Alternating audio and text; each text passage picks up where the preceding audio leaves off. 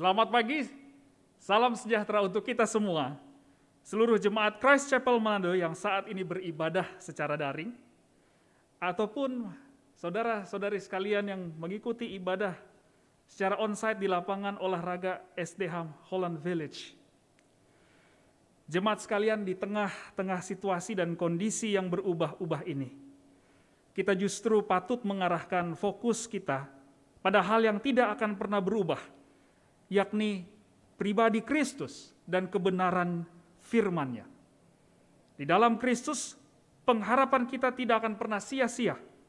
Di dalam Kristus ada kepastian hidup yang kekal. Mari kita beribadah kepada Kristus, Allah Tritunggal, dengan penuh ucapan syukur, tunduk, dan hormat kepadanya. Terlebih dahulu, mari kita menyimak beberapa pengumuman berikut ini. Firman Tuhan pada ibadah minggu depan tanggal 11 Juli 2021 akan diberitakan oleh hambanya Bapak Dao Pintanan. Beliau akan melanjutkan eksposisi dari kitab 2 Samuel pasal 10 ayat 1-19. Mengundang jemaat Christ Chapel Manado untuk bersekutu dan bertumbuh bersama melalui prayer meeting yang secara rutin dilaksanakan setiap hari Rabu pukul 8-9 malam. Jemaat sekalian dapat mengajak putra-putri Anda untuk mengikuti ibadah Sunday School dan Nursery yang dilaksanakan secara daring setelah ibadah ini. Tautan dapat diakses melalui grup WhatsApp Christ Chapel Manado. Selanjutnya, jemaat sekalian,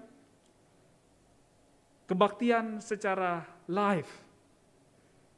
Kebaktian secara live Christ Chapel Manado akan mulai diselenggarakan pada tanggal 11 Juli tahun 2021 ini.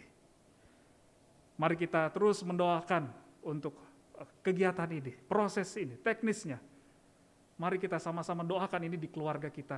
Kita ambil waktu pribadi juga untuk mendoakan ini. Dan terima kasih jemaat sekalian yang juga sudah memberikan respon melalui survei yang dilayangkan sebelumnya. Informasi selanjutnya mengenai teknis ibadah secara daring akan diinformasikan kemudian. Saya mengajak setiap jemaat untuk terlebih dahulu bersaat teduh di hadapan Tuhan sebelum kita memulai ibadah ini. Mari kita mengambil saat teduh masing-masing.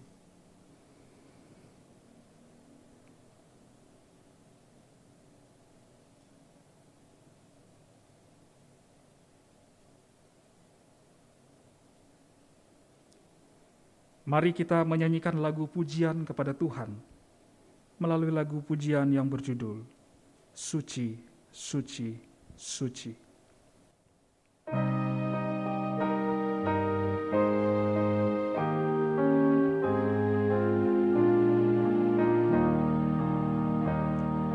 Suci, suci, suci, Tuhan Maha Kuasa, Dikau kami puji di pagi yang teduh. Suci, suci, suci, murah dan perkasa, Allah Tritunggal, agung nama-Mu.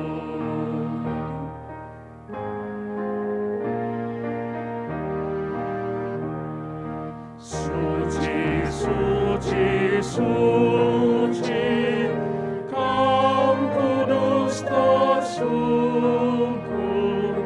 di depan tahta-Mu memberi mahkotanya.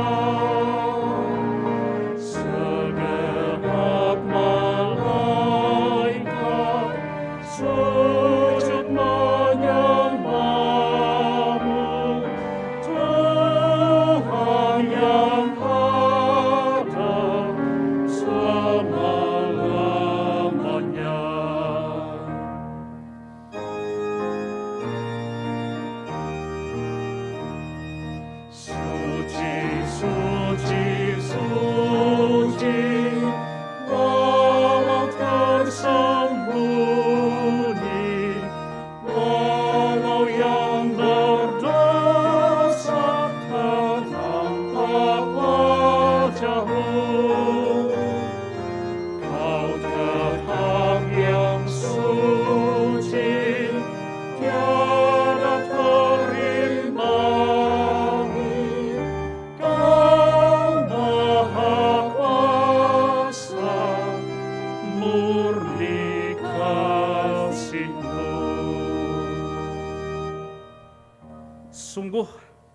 hanya karena kemurahan-Nya bagi kita di dalam Kristus, kita dapat beribadah kepada Tuhan yang suci, yang kudus.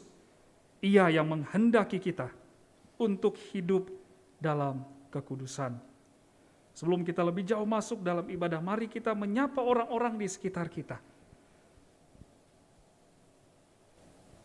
Puji Tuhan, kita masih bisa bersekutu bersama sesama orang percaya dalam Kristus. Tuhan memanggil kita untuk beribadah. Jemaat sekalian diundang untuk bangkit berdiri.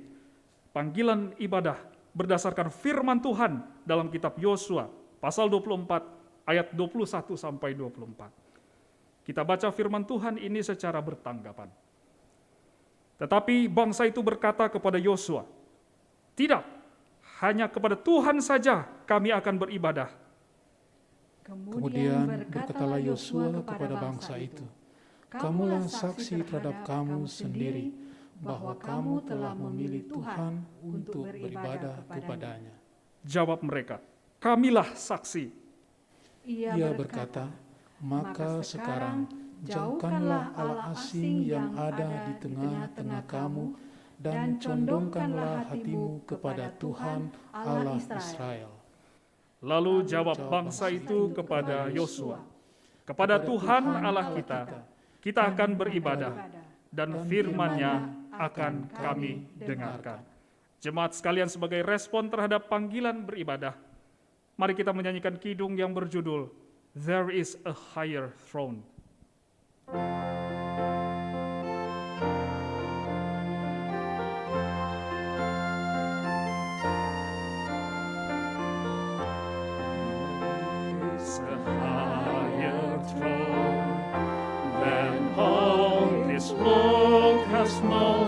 Where faithful ones from every tongue will one day come.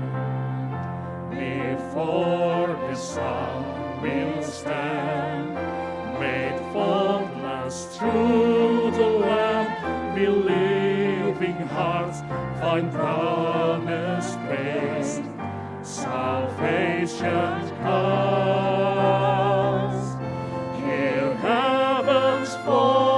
Sing, their thunderous anthem rings through emerald chords and seven skies. Their praises rise. All glory, wisdom, power, strength, thanks, and honor are to God our King, who reigns on high forevermore.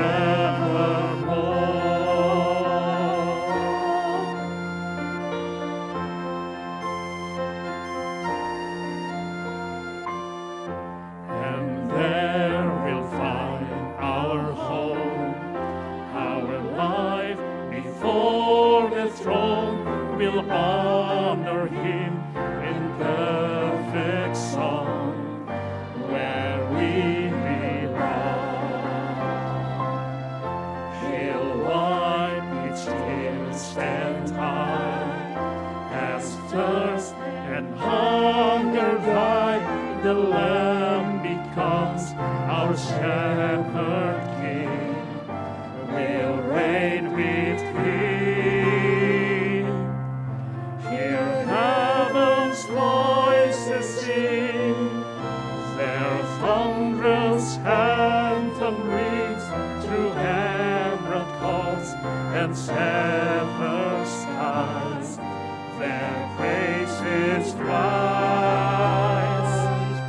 All glory, wisdom, power, strength, thanks, and honor are to God our King, who reigns on high forevermore.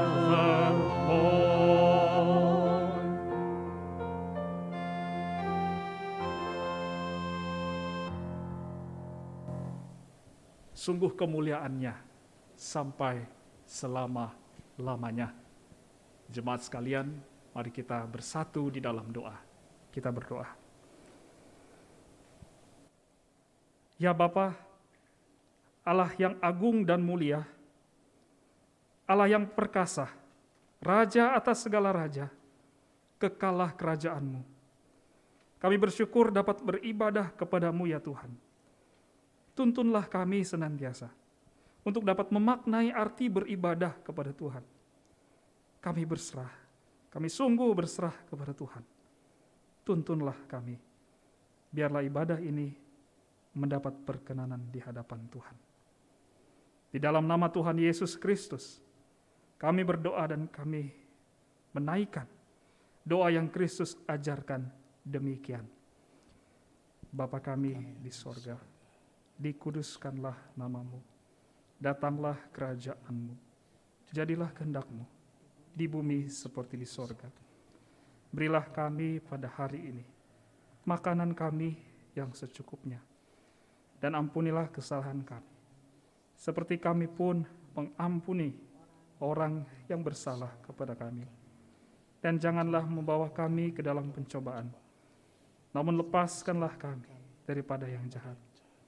Karena Engkaulah yang mempunyai kerajaan dan kuasa dan kemuliaan sampai selama-lamanya.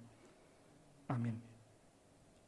Mari kita memuji Tuhan, Raja mulia, melalui dua pujian berjudul Hai Kristen nyanyilah, dan pujian yang berjudul Muliakanlah Allah Bapa.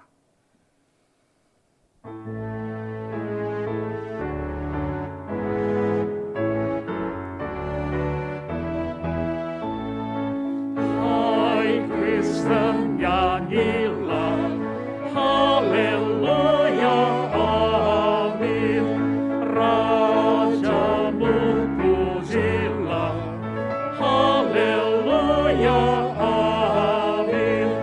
Padukan suaramu di depan Tuhanmu, nyanyikanlah merdu, haleluya, amin.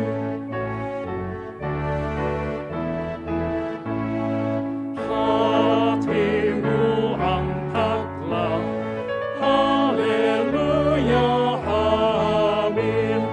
Mari bersoraklah, haleluya, amin. Tuhan sahabatmu tinggal bersamamu, kasih-Nya pun teguh, haleluya, amin.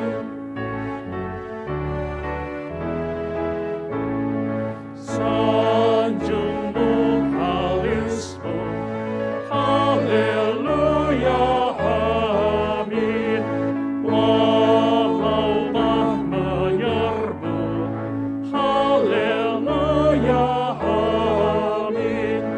Di sorga yang bakal kita menyembahnya, bernyanyi semuanya, haleluya, amin. Muliakan Allah Bapa, muliakan Putranya, muliakan Roh Penghibur, ketiganya yang esa. Haleluya, puji Dia, kini dan selamanya.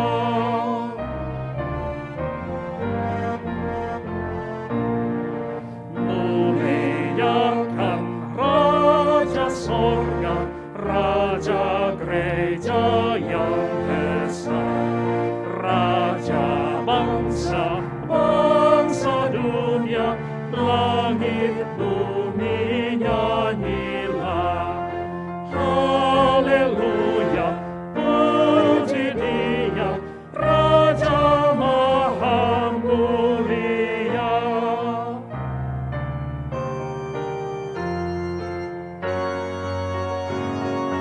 Kemuliaan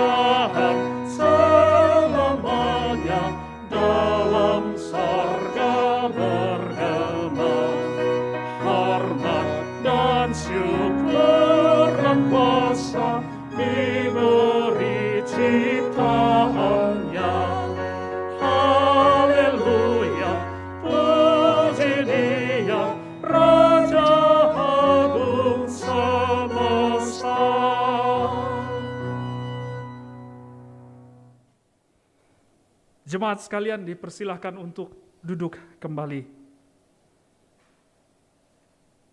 Betapa bersyukurnya kita semua pada saat ini dapat memuji Tuhan dengan penuh sukacita.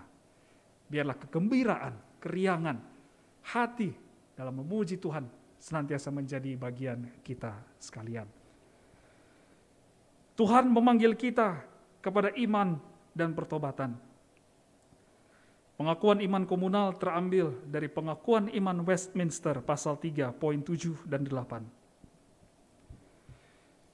Menurut tujuan dari kehendaknya yang tersembunyi, yang olehnya ia menawarkan atau menahan belas kasihan sesuai perkenanannya, dan demi kemuliaan kuasanya yang berdaulat atas ciptaannya, Allah berkenan untuk tidak memanggil bagian umat manusia yang lain dan menetapkan mereka untuk mengalami aib dan murka karena dosa-dosa mereka, agar keadilannya yang mulia dipuji.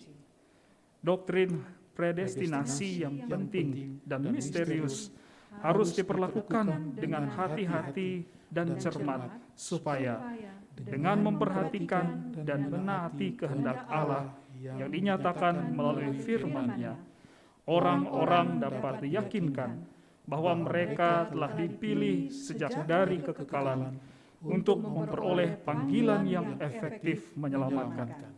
Dengan demikian, doktrin predestinasi tidak hanya akan merangsang pujian, penghormatan, dan kekaguman kita akan Allah, tetapi juga merangsang kita untuk hidup dengan rendah hati dan tekun, dan mendukung semua orang yang menaati Injil dengan sungguh-sungguh.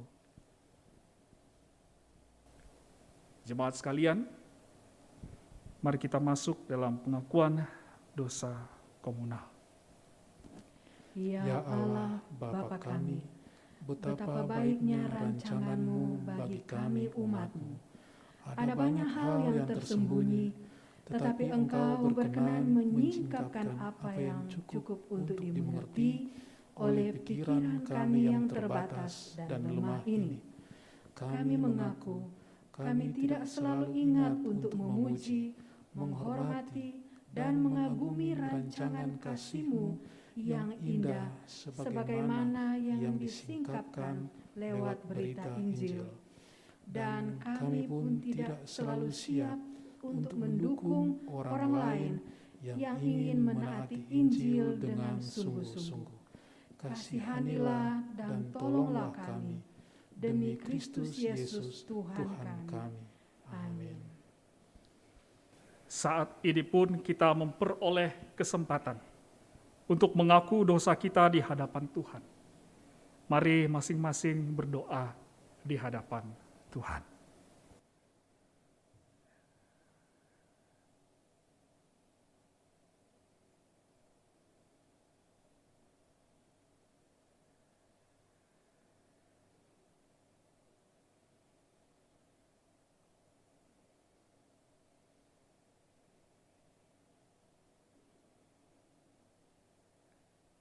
Dengarkanlah firman Tuhan dalam Mazmur 32 ayat 1. Berbahagialah orang yang diampuni pelanggarannya, yang dosanya ditutupi. Amin. Sekarang merupakan saatnya bagi kita untuk menaikkan doa syafaat di hadapan Tuhan. Mari kita berdoa dalam hati masing-masing terkait pokok-pokok doa yang dinaikkan. Mari kita berdoa. Mari kita mengucap syukur untuk pemeliharaan Tuhan terhadap para hamba Tuhan yang melayani di Christ Chapel Manado. Ya Bapa, betapa baiknya Engkau kepada kami. Engkau terus menyediakan para hamba-Mu untuk mengajarkan kebenaran firman Tuhan kepada kami, umat-Mu, sehingga kami dapat semakin mengerti kebenaran firman Tuhan. Kami bersyukur, kami sungguh bersyukur ya Tuhan. Kiranya Tuhan terus menjaga mereka dan menjaga keluarga mereka, serta menyediakan segala hal yang mereka butuhkan untuk dapat hidup taat dan berkenan di hadapan Tuhan. Mari kita mendoakan jemaat di Christ Chapel Manado. Bapa di surga, kami bersyukur untuk iman percaya kepada Kristus yang Tuhan anugerahkan kepada setiap kami. Kami tetap membutuhkan pertolongan Roh-Mu yang kudus untuk kami boleh menghidupi iman yang Tuhan anugerahkan itu. Terima kasih Bapa di surga, tolonglah kami semua, sehingga melalui iman yang Tuhan anugerahkan, sungguh kami boleh menjadi terang dan garam, di mana Tuhan bawa kami berada. Mari kita berdoa untuk pelayanan dan pekerjaan. Jikalau sampai saat ini ada hal yang Tuhan percayakan bagi kami untuk kami kerjakan, kami bersyukur. Jikalau di dalamnya kami masih boleh mendapatkan hal-hal yang kami butuhkan untuk hidup sehari-hari, kami mengucap syukur. Kami bersyukur untuk kesempatan kami boleh melayani satu dengan yang lain. Melalui pekerjaan pelayanan yang kami lakukan, yang Tuhan percayakan kami boleh menjadi berkat, kami mengucap syukur. Di tengah-tengah situasi dan kondisi saat ini, Tuhan pakai kami mengucap syukur. Kami berdoa bagi jemaat-Mu ya Tuhan, secara khusus di Christ Chapel Manado, yang hari-hari ini mengalami kesulitan dalam pekerjaan mereka.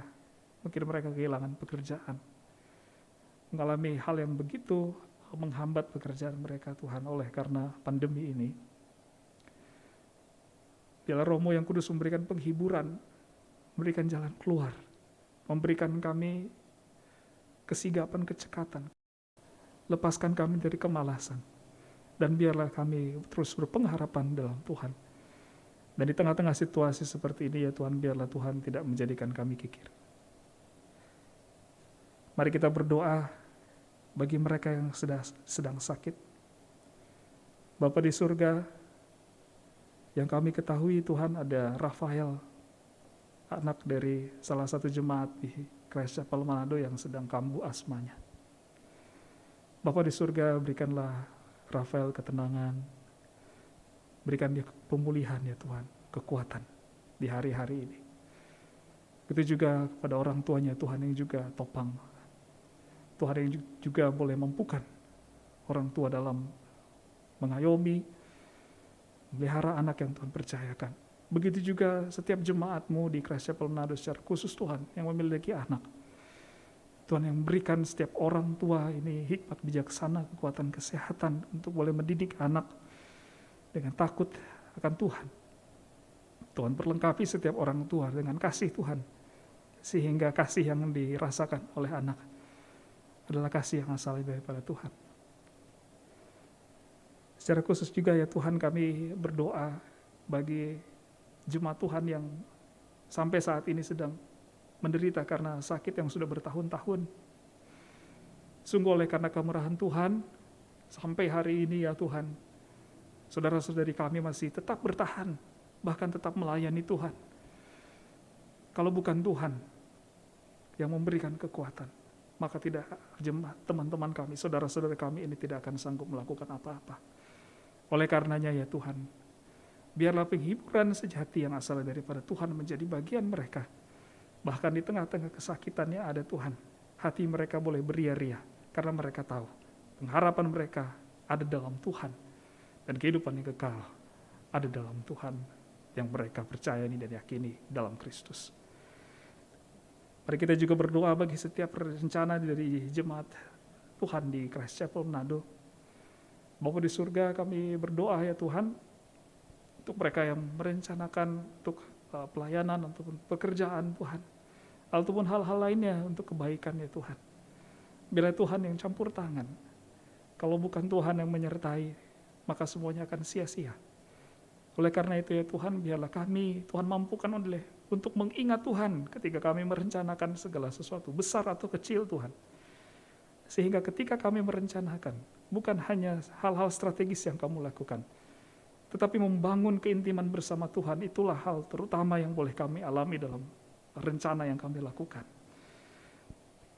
Jauhkan kami dari mengandalkan hikmat pertimbangan kami, sehingga kami tidak melupakan Tuhan. Terima kasih Bapa di surga.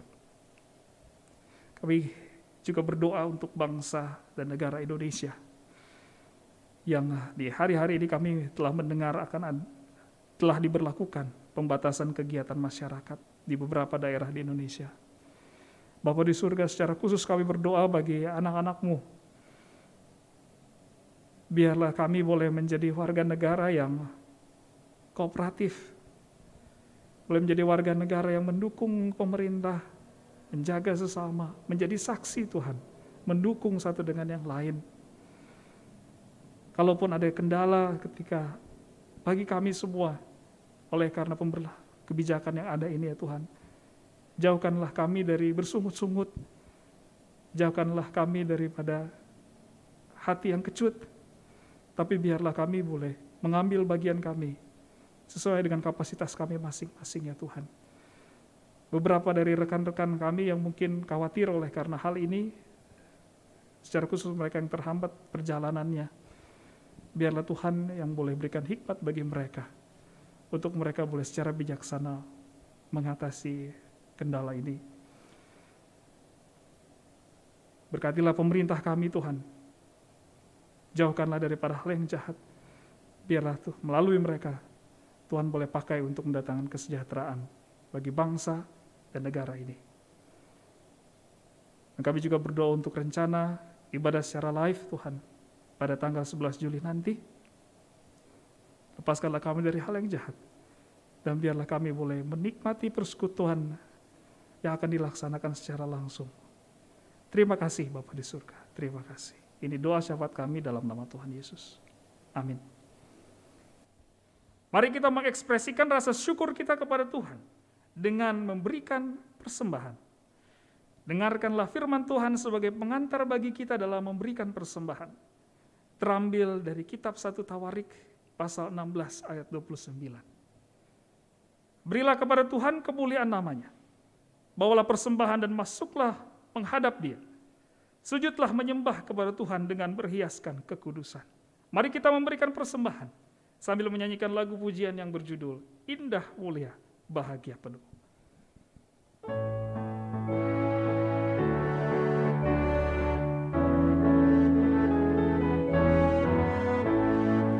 Indah mulia bahagia penuh, bersandarkan lengan yang kekal, damai dan berkat sungguh milikku, bersandarkan lengan yang kekal.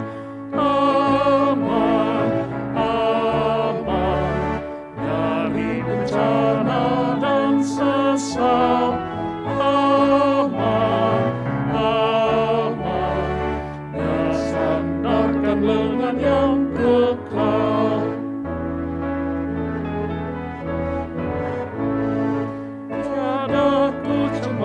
Takutku hanya bersandarkan lengan yang kekal.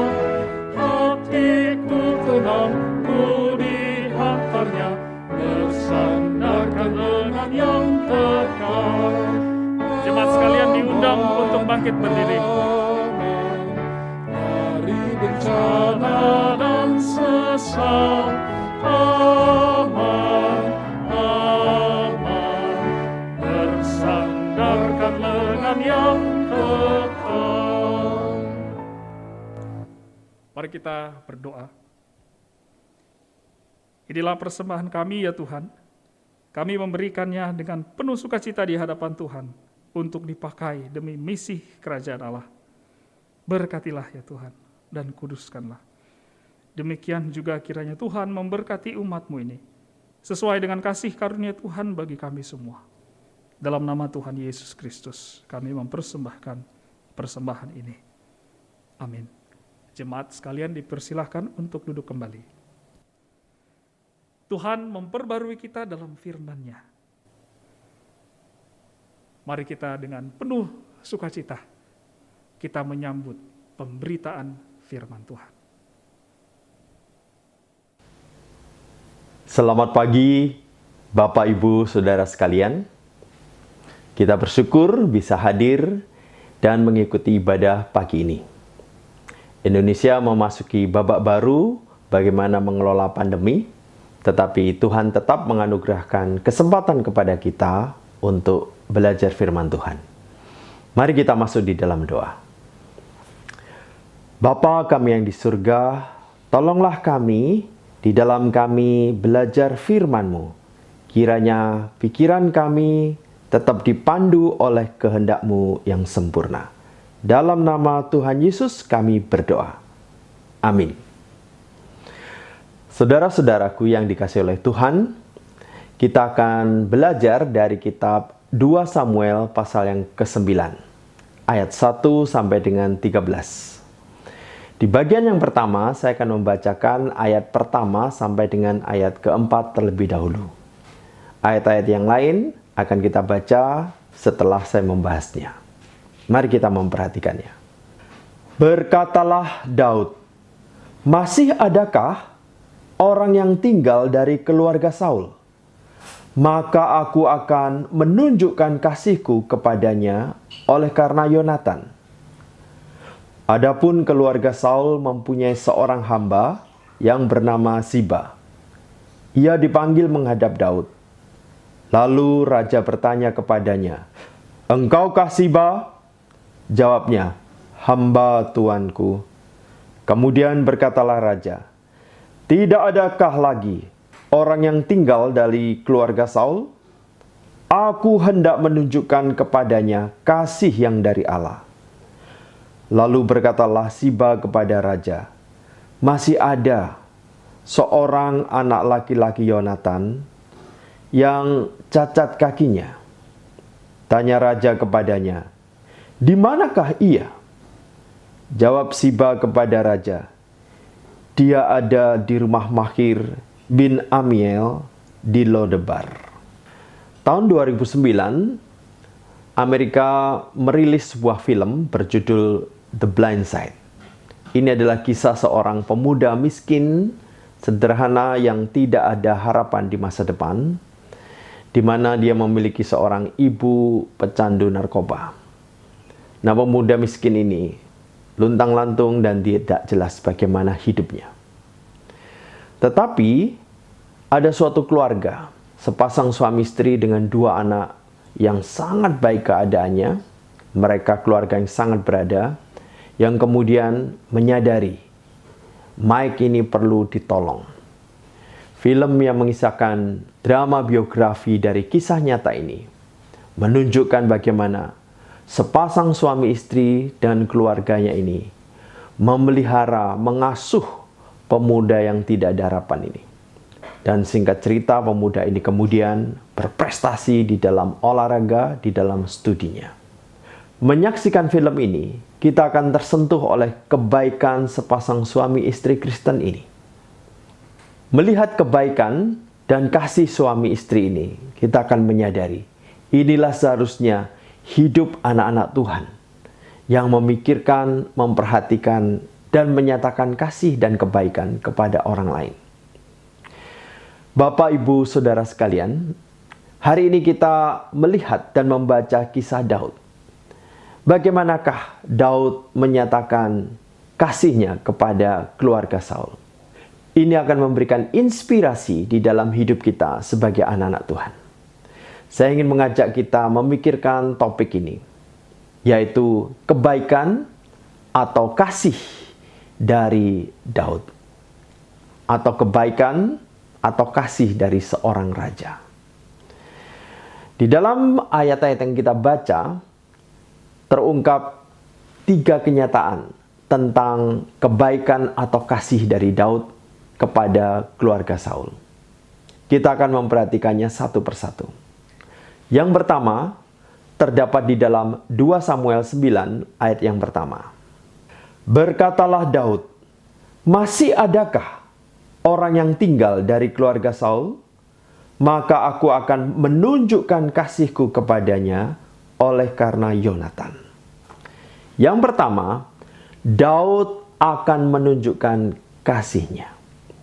Saudara-saudaraku yang dikasihi oleh Tuhan, saya senang membaca pasal 8 bagian akhir. Demikianlah Daud telah memerintah atas seluruh Israel dan menegakkan keadilan dan kebenaran bagi seluruh bangsanya. Saya membayangkan Daud yang dikejar-kejar Saul, seorang raja, sepanjang hidupnya menjadi seorang pribadi yang diubah, diproses, diperbarui oleh Tuhan. Saya membayangkan Daud kemudian di dalam hidupnya yang dikejar-kejar oleh Saul, bertekad, jikalau saya kelak menjadi seorang raja, saya tidak akan menjadi raja yang sewenang-wenang. Saya tidak akan menjadi raja yang lalim. Saya akan mengurus kerajaan dengan baik dan bukan mengurus satu orang, mengejar-ngejar dan untuk membunuh seperti yang dilakukan oleh Raja Saul terhadap saya. Jadi saya membayangkan Raja Daud ini ketika menjadi seorang raja bersama rekan-rekan yang selama ini setia di dalam perjuangan, di dalam pelariannya. Mereka betul-betul bertekad mewujudkan bagaimana seharusnya memerintah kerajaan Israel yang dipercayakan Tuhan kepada mereka. Jadi ayat ini menyatakan Daud memerintah dengan kebenaran dan keadilan. Hal ini sesuatu yang menyegarkan setelah kita melihat peristiwa bagaimana Saul tidak jelas bagaimana mengurus kerajaan Israel. Nah, saudara-saudara, ketika Raja Daud menjadi seorang raja, di dalam ketentraman, kesejahteraan seperti yang diidam-idamkan rakyat Israel, Daud di dalam istananya bukannya mengabaikan apa yang sudah menjadi tugasnya. Daud terus mengingat hal-hal apa yang perlu dia lakukan. Dan disinilah dia teringat tentang keluarga Raja Saul almarhum. Saudara-saudara, sekalipun Raja Daud sudah hidup di dalam suasana yang begitu menyenangkan di istana, dia tetap ingat masa-masa di mana dia dalam keadaan menderita. Dan di situ dia menyatakan kesepakatan, janjinya terhadap Yonatan. Jika aku sudah mati, janganlah engkau memutuskan kasih setiamu terhadap keturunanku sampai selamanya. Bukankah kita berdua telah bersumpah demi nama Tuhan? Demikian, Tuhan akan ada di antara aku dan engkau, serta di antara keturunanku dan keturunanmu sampai selamanya. Daud pada waktu dia masih menjadi orang yang menderita dan dikejar-kejar Raja Saul, dia pernah bertekad bersama dengan Yonatan saling bersumpah untuk memelihara keturunannya satu sama lain. Dan ketika Raja Daud betul-betul menjadi seorang raja, dia teringat sumpah ini, maka dia akan berusaha menempatinya. Dan ternyata bukan hanya kepada Yonatan dia bersumpah, dia juga pernah menyatakan tekadnya ini kepada Raja Saul. Di dalam suatu kesempatan pengejaran, Raja Saul menyadari sebenarnya Daud bisa membunuh dia. Tetapi Daud tidak melakukannya dan Daud hanya menunjukkan barang yang berhasil dia ambil dari Raja Saul. Disitulah Raja Saul mengungkapkan suatu kalimat. Sesungguhnya aku tahu bahwa engkau pasti menjadi raja dan jabatan Raja Israel akan tetap kokoh dalam tanganmu. Oleh sebab itu, bersumpahlah kepadaku demi Tuhan, bahwa engkau tidak akan melenyapkan keturunanku dan tidak akan menghabiskan namaku dari kaum keluargaku. Lalu bersumpahlah Daud kepada Saul. Dengan kata lain, saudara-saudaraku, Daud pernah bersumpah kepada Yonatan, Daud pernah bersumpah kepada Saul, maka Daud akan memenuhi sumpahnya. Setelah dia menjadi raja, dia bertekad untuk bagaimana memelihara keluarga Raja Saul. Dia akan menyatakan kasihnya kepada keturunan Raja Saul. Ini menyentuh hati kita karena mengingatkan kita pada kalimat dari Perjanjian Baru. Aku berkata kepadamu, kasihilah musuhmu dan berdoalah bagi mereka yang menganiaya kamu.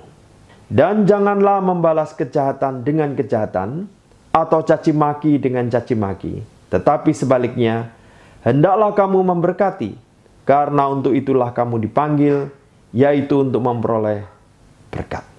Saudara-saudara, hal yang indah yang diajarkan oleh Tuhan Yesus, juga oleh Rasul Petrus, bagaimana kita mengasihi musuh dan membalas kejahatan dengan kebaikan. Dan pagi ini kita membaca, Daud akan menunjukkan kasihnya kepada keturunan Raja Saul. Mari kita melihat kenyataan yang kedua di dalam hidup Raja Daud. Sesudah itu, Raja Daud menyuruh mengambil dia dari rumah Mahir bin Amiel dari Lodebar, dan Mephiboset bin Yonatan bin Saul masuk menghadap Daud. Ia sujud dan menyembah. Kata Daud, "Mephiboset?" Jawabnya, "Inilah hamba tuanku."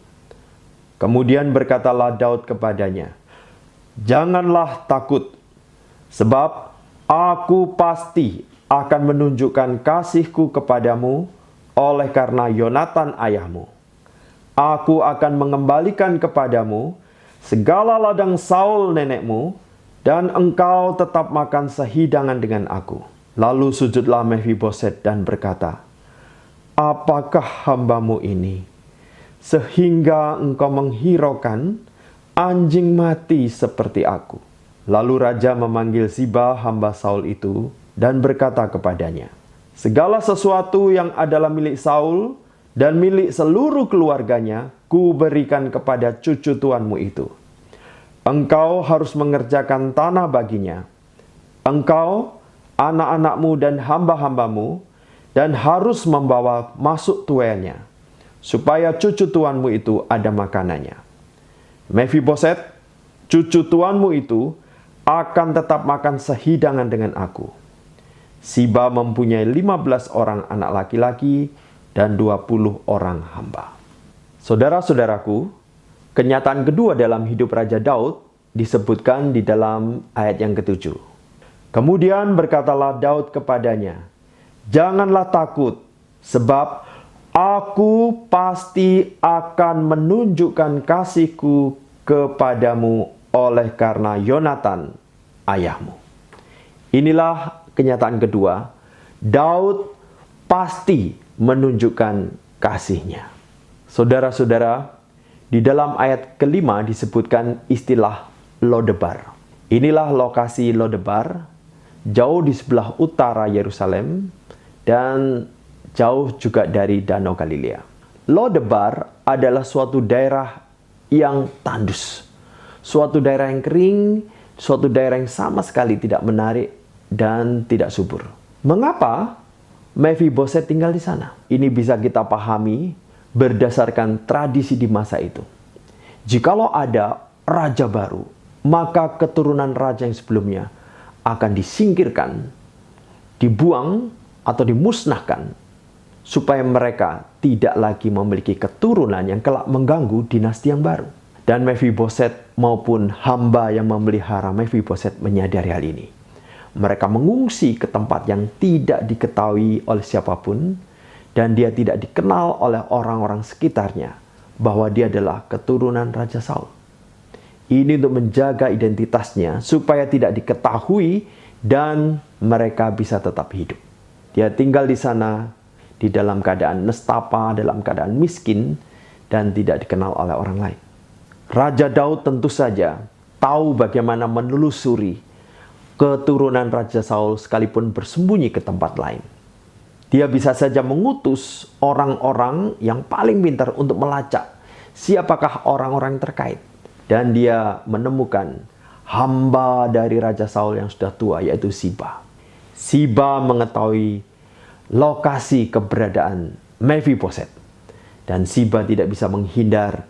Dan Ziba memberitahu di mana Mephiboset berada. Saudara bisa bayangkan ketika tentara Raja Daud akhirnya menelusuri daerah Lodebar dan mengetahui rumah Mephiboset dan mulai mengetuk. Dan bayangkan ketika Mephiboset membuka pintu, lalu dia melihat tentara-tentara Raja Daud. Hati Mephiboset langsung rontok. Inilah akhir kisah hidupku. Sekarang aku sudah ketahuan di mana aku berada, dan sekarang tentara membawa aku untuk ke istana. sudah tentu aku mungkin akan dimusnahkan, aku akan dibunuh, dan sebagainya. Dengan lunglai, Mephiboset berjalan mengikuti tentara ini. Dan dia dengan keadaan cacat, dua kakinya timpang, dengan terseok-seok dia mengikuti tentara ini. Saudara bisa membayangkan ketika Mephiboset tiba di istana, lalu melangkah satu persatu dengan kruknya, dengan ketimpangannya, menuju ke tempat Raja Daud. Raja yang menggentarkan hati, yang telah mengalahkan kakeknya, ayahnya. Sekarang dia sebagai satu-satunya keturunan Raja Saul, satu-satunya keturunan Yonatan, harus menghadap, dan dia sudah membayangkan akhir hidupnya yang mengenaskan. Jika saja Raja Daud tetap menyimpan dendam, maka ini adalah kesempatan Raja Daud melampiaskan amarahnya kepada keturunan Raja Saul yang masih tersisa. Tentu ini merupakan kesempatan untuk dia membalas dan menyakiti Mephiboset. Tetapi saudara-saudara, tulisan dari 2 Samuel pasal 9 ini menarik untuk kita perhatikan. Saya ingin menunjukkan kepada Anda sebelum saya melanjutkan kisah ini. Daud akan menunjukkan kasihnya, ayat 1. Mephiboset mengalami kasih Daud, ayat 11-13. Percakapan Raja Daud dengan Siba, ayat 2-4. Percakapan Raja Daud dengan Siba, ayat 11. Mephiboset datang bersujud, ayat 5 dan 6. Mephiboset datang bergabung, ayat 10. Dan yang menjadi pusat perhatian dari nas ini adalah ayat yang ke-7. Ayat yang ke-7 mengungkapkan janji Daud kepada Yonatan. Inilah yang tidak diketahui oleh Mephiboset. Mephiboset datang ke istana dalam keadaan tertatih-tatih. Dia adalah keturunan musuh Raja Daud. Dia adalah keturunan raja pesaing sebelumnya. Dia adalah cikal bakal yang jikalau dia memiliki keturunan bisa merupakan ancaman bagi Raja Daud. Sekarang dia adalah mantan keturunan musuh yang tidak berdaya, yang tidak mungkin melawan terhadap Raja Daud. Bagaimanakah nasibnya? Saudara-saudaraku, ketika Mephiboset sampai di sana, Daud memanggil dia. Mephiboset. Mephiboset menyadari detik-detik akhir hidupnya sudah hampir tiba. Maka dia hanya bisa menjawab, hamba Tuanku. Dan kalimat dari Raja Daud mengejutkan hati Mephiboset. Jangan takut. Frase ini menggetarkan hati dan memberikan penghiburan yang luar biasa. Karena di dalam ungkapan ini terkandung suatu keramahan, suatu penghiburan bahwa Daud akan menyatakan kebaikan kepada Mephiboset. Suatu ungkapan yang menyegarkan hati. Karena kemudian Daud mengatakan, aku pasti menunjukkan kasihku kepadamu oleh karena Yonatan ayahmu. Saudara-saudaraku, Mephiboset kaget karena Daud bersikap begitu ramah dan baik. Dan menyebut nama Yonatan ayahnya dengan sikap yang begitu bersahabat. Dia tidak mengira. Dan tentu saja kita bisa membayangkan Daud mengungkapkan bagaimana persahabatan dengan Yonatan. Dan Daud kemudian melampaui apa yang dia janjikan kepada Yonatan. Bukan hanya menjaga Mephiboset sebagai keturunan Yonatan. Bahkan Daud mengembalikan tanah milik kakeknya, yaitu milik Raja Saul, dan tanah milik Yonatan menjadi milik Mephiboset. Saudara bisa membayangkan betapa kaget, terguncang, dan gembiranya serta terharunya hati Mephiboset. Maka ketika mendengar ungkapan Raja Daud, dia tidak bisa menahan dirinya. Dia kemudian tersujud, tersimpuh. Dan saya membayangkan dengan terbata-bata dia mengungkapkan, siapakah hamba ini sehingga engkau sangat mempedulikan anjing mati ini? Siapakah Mephiboset ini?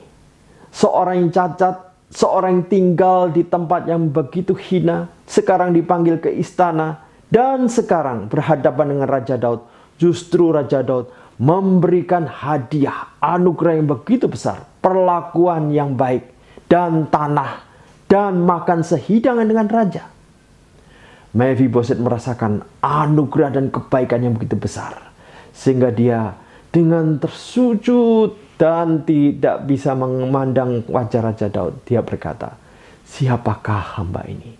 Sehingga raja menghiraukan, mempedulikan anjing mati yang tidak berguna ini. Saudara-saudara, inilah yang dimaksud dengan janji. Janji adalah komitmen yang sakral antara pihak satu dengan pihak lainnya. Dan Daud menyadari ketika dia berjanji kepada Raja Saul, ketika dia berjanji kepada Yonatan, dia sadar ini adalah ikatan yang sakral yang harus dia penuhi.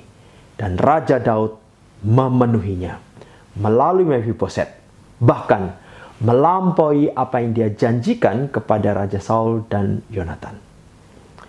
Inilah kisah yang menyentuh yang kita bisa baca di dalam pasal 9 ini. Ketika saya memperhatikan kisah ini, saudara-saudara, saya teringat tentang perjanjian lama yang katanya berisi kekejaman, kekerasan.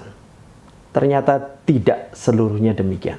Ada adegan-adegan perang, tetapi ada juga adegan-adegan lembut yang menyentuh seperti kisah relasi Raja Daud dengan Mephiboset ini. Inilah kisah yang di kemudian hari menginspirasi anak-anak Tuhan untuk menyatakan kebaikan kepada orang-orang lain. Mari kita melihat kenyataan yang ketiga dalam hidup Raja Daud di dalam pasal 9 ini. Berkatalah Siba kepada raja, "Hambamu ini akan melakukan tepat seperti yang diperintahkan tuanku raja kepadanya." Dan Mephiboset makan sehidangan dengan Daud sebagai salah seorang anak raja. Mephiboset mempunyai seorang anak laki-laki yang kecil yang bernama Mika. Semua orang yang diam di rumah Siba adalah hamba-hamba Mephiboset. Demikianlah Mephiboset diam di Yerusalem, sebab ia tetap makan sehidangan dengan raja. Adapun kedua kakinya timpang. Saudara-saudaraku, mari kita memperhatikan sekali lagi ayat ke-11 dan ayat 13. Mephiboset makan sehidangan dengan Daud sebagai salah seorang anak raja. Mephiboset diam di Yerusalem sebab ia tetap makan sehidangan dengan raja. Inilah kenyataan yang ketiga dari kebaikan Raja Daud. Daud kini menyatakan kasihnya. Daud sebagai seorang raja kini menyatakan kasihnya kepada Mephiboset. Saya menemukan sebuah lukisan tentang Mephiboset. Saudara bisa memperhatikan gambar ini. Seorang pria yang cacat, yang tampil tidak menarik, yang selama bertahun-tahun hidup dalam tempat tandus yang kering dan menyembunyikan diri. Dan Mephiboset ini sekarang tinggal di istana. Saudara-saudaraku, bukankah ini anugerah yang besar bagi Mephiboset? Sebagai mantan keturunan musuh yang seharusnya dimusuhi dan dibunuh, sekarang diperlakukan sebagai seorang anak raja. Mendapat anugerah besar.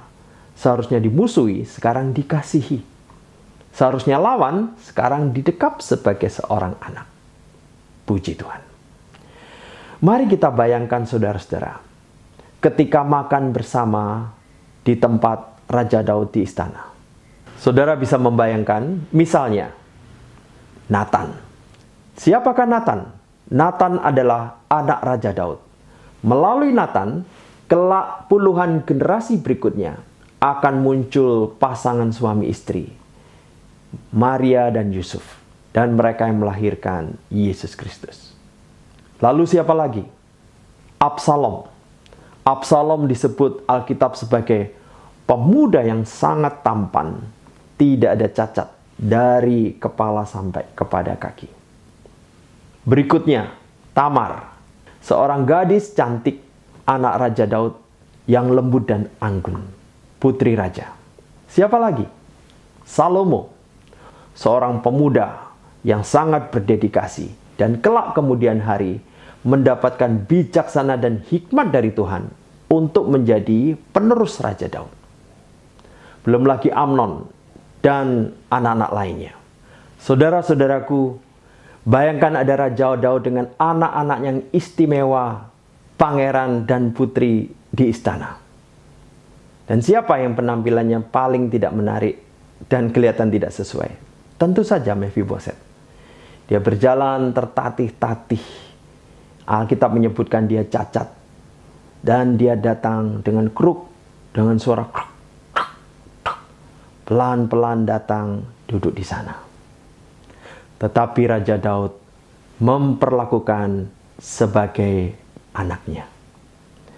Dan anak-anak raja yang lain memperlakukan sebagai saudaranya. Puji Tuhan. Suatu adegan yang indah yang menyentuh hati. Saudara-saudaraku, perlakuan Raja Daud terhadap Mephiboset ini tentu saja diketahui oleh orang-orang di istana, oleh tentara-tentara di istana, dan menyebar dari mulut ke mulut menjadi suatu berita yang baik bagi orang-orang di Israel. Dan apakah yang terjadi? Karena Raja Daud memperlakukan Mephiboset dengan baik, maka kita bisa memahami mereka yang pernah setia kepada Raja Saul, mereka sekarang menjadi pendukung pemerintahan Raja Daud. Maka kita bisa membayangkan kerajaan Israel ini sekarang menjadi paduan antara pendukung Raja Daud, pendukung Raja Saul, pendukung Yonatan. Sehingga kerajaan Daud menjadi kokoh, kuat. Inilah the golden age of Israel Kingdom. Inilah zaman keemasan kerajaan Israel. Karena kerajaan menjadi kuat, kokoh, dan wilayahnya menjadi makin luas. Puji Tuhan. Dan saudara-saudara tahu, kenapakah Raja Daud memperlakukan Mephiboset dengan baik? Rahasianya salah satunya terungkap di dalam pasal yang ke-7. Demikian. Oleh sebab itu, beginilah kau katakan kepada hambaku Daud. Beginilah firman Tuhan semesta alam. Akulah yang mengambil engkau dari padang, ketika menggiring kambing domba untuk menjadi raja atas umatku Israel. Aku telah menyertai engkau di segala tempat yang kau jalani, dan telah melenyapkan segala musuhmu dari depanmu. Aku membuat besar namamu, seperti nama orang-orang besar yang ada di bumi. Daud menyadari, dia dulu seorang gembala sederhana, di padang pengembalaan yang tidak digubris dan tidak diperhatikan oleh orang lain. Siapa yang mempedulikan dia? Tuhan sendiri. Tuhan yang mengambil dia dari padang gembala, Tuhan yang kemudian melantik dia menjadi seorang raja, Tuhan yang membesarkan namanya, Tuhan yang menyingkirkan musuhnya. Daud menyadari hidupnya adalah karena anugerah Tuhan. Daud menyadari hidupnya adalah anugerah Tuhan yang besar. Itu sebabnya Daud hanya bisa bersyukur dan bisa berseru kepada Tuhan, siapakah hamba ini? Sehingga hamba mendapat anugerah yang besar dan keturunan yang kemudian sudah dipastikan oleh Tuhan menjadi keturunan yang kekal, keturunan kerajaan. Daud dipenuhi anugerah. Daud menyadari anugerah. Itu sebabnya dia menjadi pribadi yang beranugerah kepada orang lain. Dan contoh nyata ditunjukkan kepada Mephiboset. Saudara-saudaraku, ini mengingatkan kita tentang apa? Ini mengingatkan kita tentang anugerah Tuhan kepada kita. Kita adalah musuh Tuhan. Kita adalah lawan dari Tuhan. Karena kita melakukan begitu banyak kejahatan dan dosa. Dan seharusnya Tuhan berhak menyatakan murkanya. Tuhan berhak membinasakan kita. Tetapi yang mengejutkan saudara-saudara, Tuhan menyatakan kasih-Nya. Menyatakan anugerah-Nya. Di dalam suatu ayat dikatakan, dari kepenuhannya kita semua telah menerima kasih karunia demi kasih karunia. Melalui Kristus kita menerima anugerah Tuhan Satu persatu anugerah diberikannya kepada kita. Kita yang tidak layak, kita yang adalah musuhnya, kita yang begitu hina, mendapat kebaikan dari Tuhan melalui Kristus yang diberikannya kepada kita. Ayat lain menyatakan, Ia yang tidak menyayangkan anaknya sendiri, tetapi yang menyerahkannya bagi kita semua. Bagaimanakah mungkin Ia tidak mengaruniakan segala sesuatu kepada kita bersama-sama dengan Dia? Saudara-saudaraku, Tuhan justru menyerahkan anaknya, yaitu Kristus, untuk mati menggantikan hukuman dosa kita. Untuk bangkit pada hari yang ketiga, menyatakan kemenangan dan pembenaran bagi kita. Ini adalah suatu anugerah yang besar bagi kita yang sangat tidak layak. Saya menyadari ketika Mephiboset bersujud di hadapan Daud dan mengatakan, siapakah hamba ini sehingga Tuhan menghiraukan anjing mati. Saya teringat ketika kita nanti berada di surga seperti disebutkan di dalam kitab Wahyu. Kita semuanya bisa takjub, kagum, terharu, tersentuh, dan kita merebahkan, menelungkupkan seluruh diri kita kepada Tuhan dan memuji Yesus Kristus, Sang Raja di atas segala raja. Kita hanya bisa tersujud karena kita kehilangan kata-kata untuk mengungkapkan rasa syukur dan pujian kita. Saudara-saudaraku yang dikasihi oleh Tuhan, bolehkah saya mengajukan beberapa pertanyaan untuk kita pikirkan dan renungkan bersama? Kisah Daud dan Mephiboset menunjukkan bahwa karakter seseorang nampak terbaik saat dia memperlakukan orang yang jauh lebih lemah. Bagaimanakah dengan Anda sendiri? Adakah janji-janji di masa lalu, baik kepada Tuhan atau orang lain, yang Anda lupa untuk memenuhinya?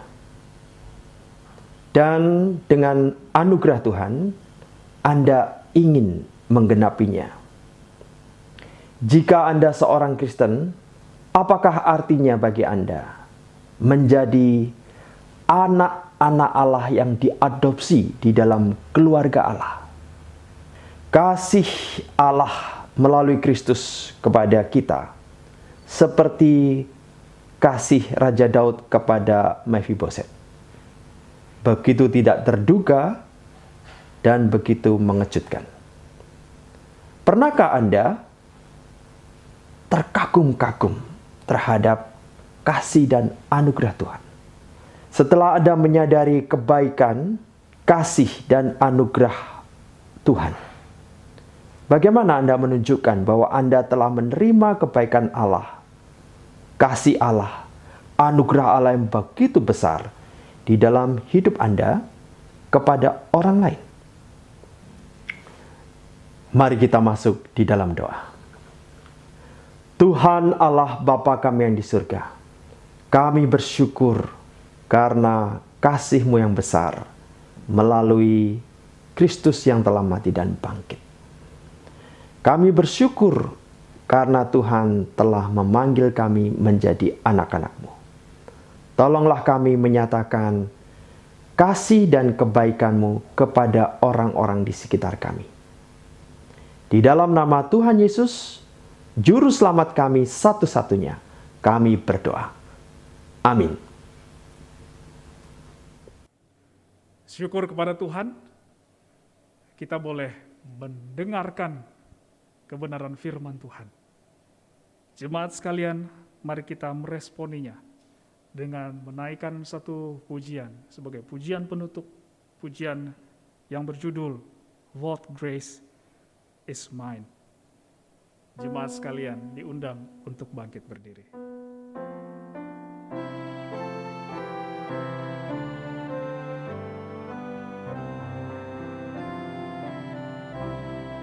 What grace is mine, that he who dwells in endless calls through the night to find my distant soul,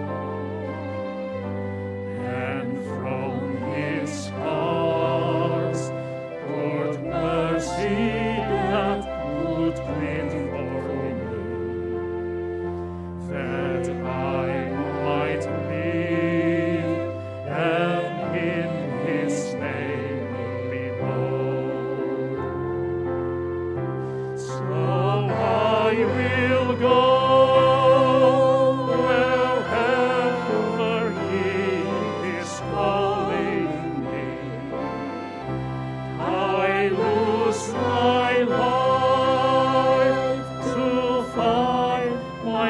life in Him.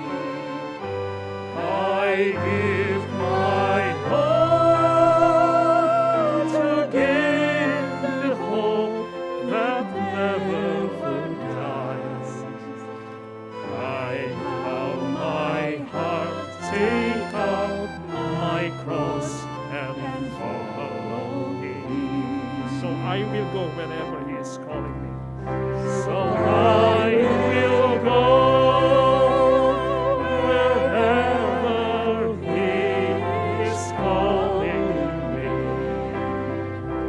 I lose my life to find my life in Him. I give my heart to gain the hope that never dies. I bow my heart, take up my cross and follow Him. I bow my heart, take up my cross and follow Him.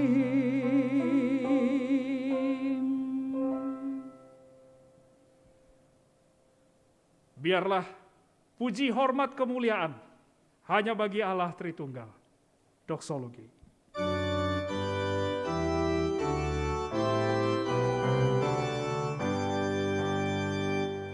Puji Allah sumber berkah, pujinya hai swaciptaan, pujinya hai snap malaikat, puji Bapa, Putra dan Roh. Amin.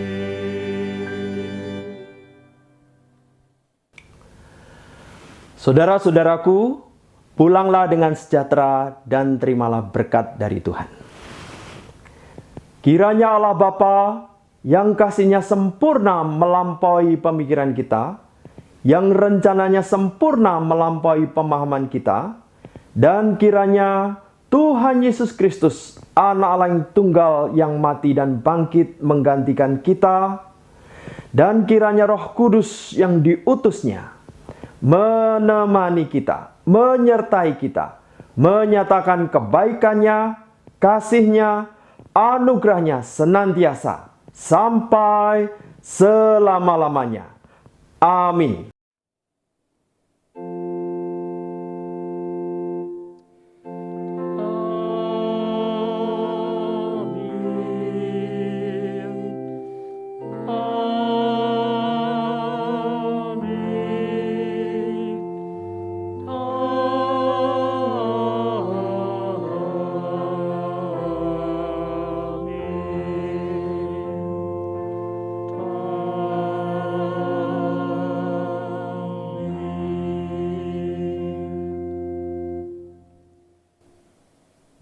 Jemaat dipersilahkan untuk duduk kembali dan mengambil saat teduh masing-masing.